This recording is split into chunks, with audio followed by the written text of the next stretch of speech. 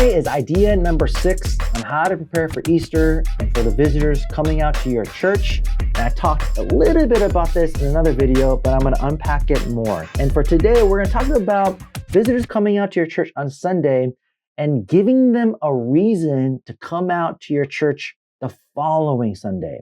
So Easter Sunday, people are coming out. Maybe it's the first time. Maybe it's people who have not been going to church for a long time and they're coming out after a long break. Or maybe it's people who are looking for Jesus, looking for hope. They have no idea what church is. No matter who is coming out to your church on Easter Sunday, how are you going to get them to come back the following Sunday?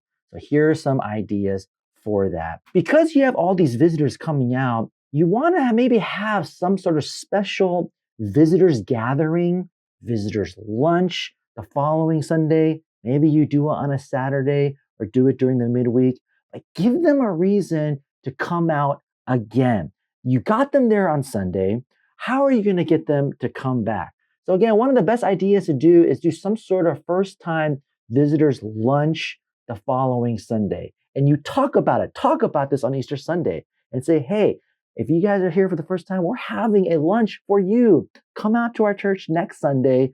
Free lunch. Come on out. Get to know us and get to know the people and about our church. That's really easy one. If you want to have maybe more of a larger church-wide idea, again, this all depends on your budget. So tweak and modify where you need to do it to fit your budget.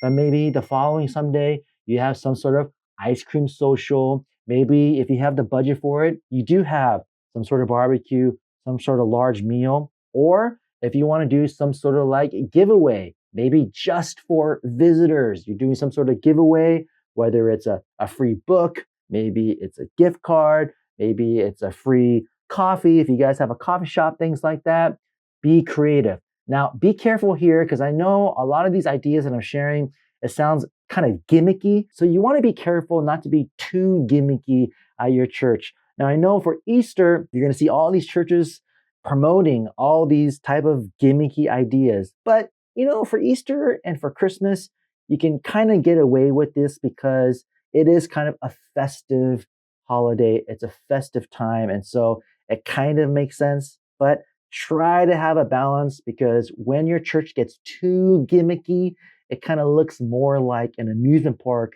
than a church. But there is a balance there. It's a little bit subjective and objective.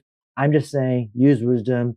Be balanced in your approach. Now, one thing to be careful of is some of you guys might think, well, the visitors are coming on Easter Sunday, so why don't we do our first time visitors meal or gathering on Easter Sunday?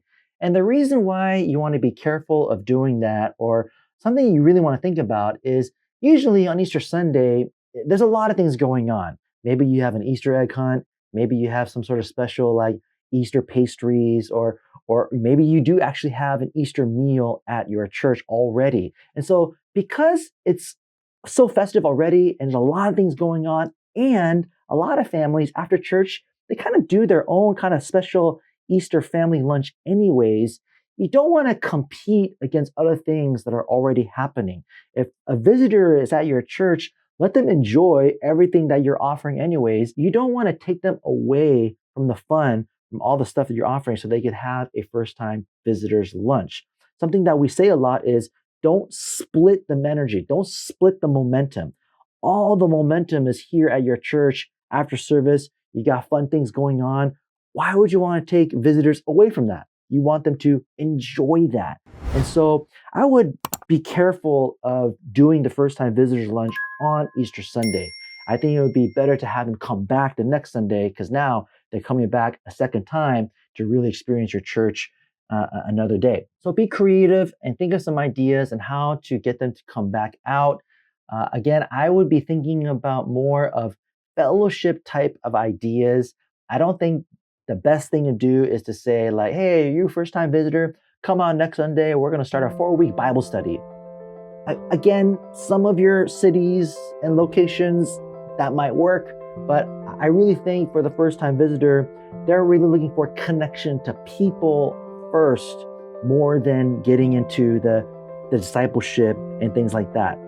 Really good, really important, I love discipleship. I'll do that all day with you. But again, let's think about the mind of a first-time visitor. They're going to really want to find connection to people. And so think of ideas and how to get them to come back to your church, connect to people. And once they find those connections to people, there's a high chance they're going to come back, keep on coming back. So get going with that idea, and I'll see you in the next one.